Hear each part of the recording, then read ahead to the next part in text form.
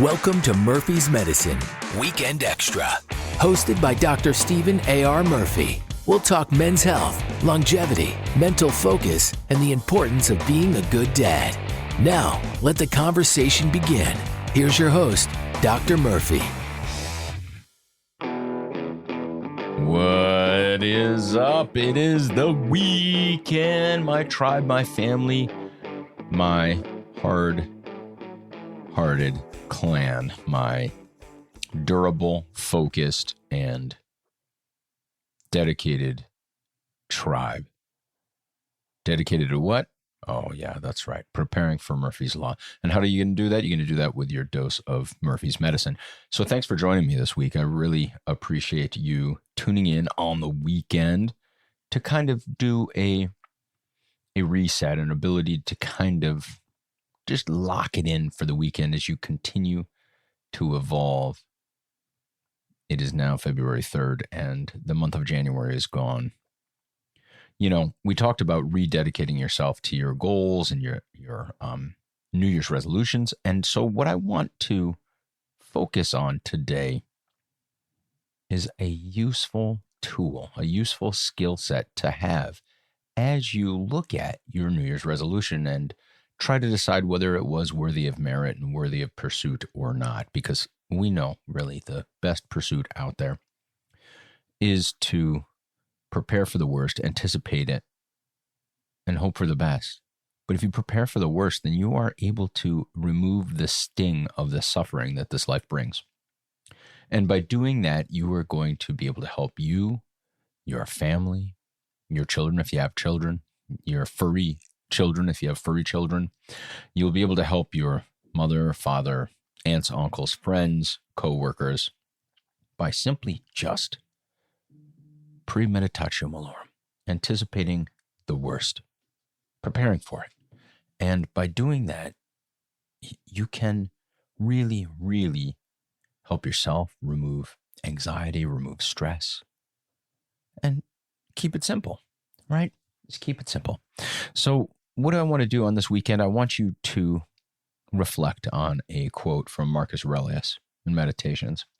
Take a good hard look at people's ruling principles, especially of the wise, what they run away from and what they seek out. You know, I really want to thank Ryan Holiday for putting together all of these Stoic philosophies in a wonderful book called The Daily Stoic, where you can really revisit these principles and kind of soak them in, right? And what is Marcus Aurelius really thinking about here? Well, what he's thinking about is watch what people do. The wise people, not the fools. Well, yeah, I guess you could. And there's this whole finance move where they call it the inverse Jim Cramer. So for those of you who don't know, Jim Cramer is a talking head on CNBC, and he's been a stockbroker and involved in finance for all these years. But it turns out whenever he sprikes or talks about an amazing stock opportunity on the television, the exact opposite happens. The exact opposite happens, which is pretty much the inverse of what our politicians like Nancy Pelosi do when her and her husband were actively engaged in stock trading. And I think they still are a little bit, or actually a lot of it. And they've made millions upon millions of dollars in their stock trades, which happen to be timed exquisitely most of the time. And so you have these financial analysts that track Jim Cramer, and they call it inverse Cramer. So whatever you hear on the television from Jim Cramer and stock world, you should do the opposite of. And whatever you don't hear in the stock world regarding Speaker Nancy Pelosi's trades, that's exactly what you want to do. Pay close attention to the wise people and do what they do. Follow what they follow and run away from what they run away from. And so you have to decide who are your wise people, for lack of a better word. We have to decide who they are, who our inspiration is, who our success is.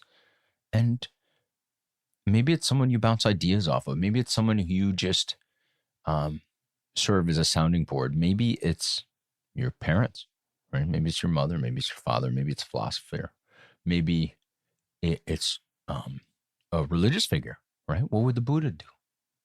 What would Jesus do? And so think about those things, pick those people, study them this weekend. And this weekend alone, I want you to just set some thoughts out and think for yourself, who are my philosophers? Who are my wise men or women or whatever? Who reflects wisdom? Who accurately tracks it? How can I chart it? How can I write it down? How can I take a look at it? And you don't have to stay on top of everything that they do or everything in this world. I think one of the best things I can advise you to do is you don't have to stay on top of all of the news. You don't have to know everything all the time. No one really likes to know it all. And frankly, no one knows it all. And because of that, you have to really dedicate your time, because time is your only non-renewable source. Your time and your attention is your only non-renewable resource. And that's why it's so important that you take time with your family. And I'll say it again and again, your family are not time bandits. That is time invested in your future. Time invested in your future. And so, listen, you don't have to stay on top of everything, but do take some time this weekend and say, who are my mentors? Who are the philosophers that I will follow? Who are the intelligent, inspired people who I would like to model myself after? Study what they do. Study what they avoid just as much as you study what they do. And in fact, avoiding things is a form of doing. And then say to your phone, your Twitter, your TikTok, your social media, your parents group, your WhatsApp, your Nextdoor, your whatever crap that is in your hand drawing your attention away, say the following: I don't need to be on top of everything, but I do need to be on top of me. And the way to be on top of myself is to focus on myself. Set your goals, set your intention, focus on the following this weekend. Who are the wise men or women that I will choose to follow, that I will choose to watch and emulate? And a lot of people say stuff kind of crazy. Yeah, the younger listeners here maybe follow people like Andrew Tate. And you have to ask yourself, is Andrew Tate wise? Is he doing wise things? Is he doing good things for people? Is he focusing on the greatest benefit for mankind? Or is he self-aggrandizing? And if he's self-aggrandizing, then you need to run away. Run away. That is not someone focused on summum bonum, the best for all. We have to be very careful with the time we spend learning about and investigating those wise men or women that we choose to follow. Just as it was in Marcus Aurelius' time, there's a lot of charlatans out there, but what we really need to do is focus on the following principles.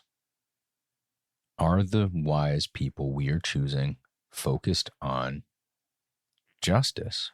Are they focused on the highest good for all people? Are they focused on changing themselves? Are they continually seeking to improve themselves?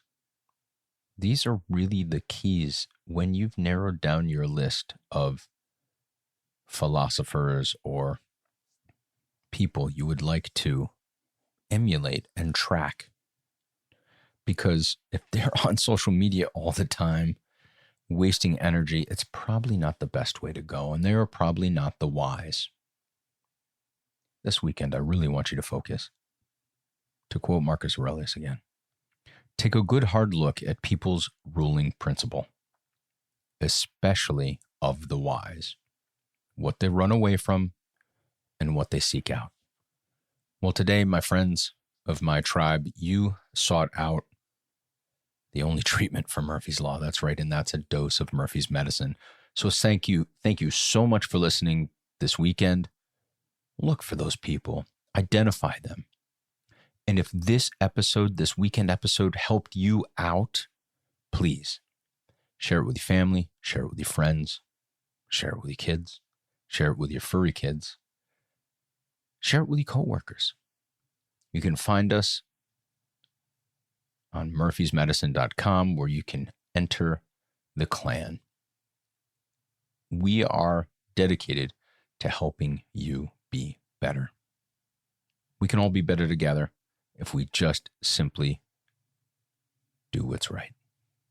And in this weekend, identify those people who are doing what's right that you want to follow, study what they do, and study what they run away from. Thank you so much. I hope you guys have a great weekend. Thanks for sticking with me. Remember, deep breath in, deep breath out. Bad things happen. We need to anticipate them, and we need to treat them with Murphy's Medicine. So thanks for sticking through your dose. See you next week. Thanks for listening to Murphy's Medicine with Dr. Stephen A.R. Murphy. Got a question for the doctor? Email us at doc@murphysmedicine.com. And for more information on this podcast, visit our website at murphysmedicine.com. Be sure to follow us on all social media at Murphy's Medicine. If you enjoyed this episode, please rate and review us. And tell your friends they too can start planning for Murphy's Law by listening to Murphy's Medicine. Thanks again for listening.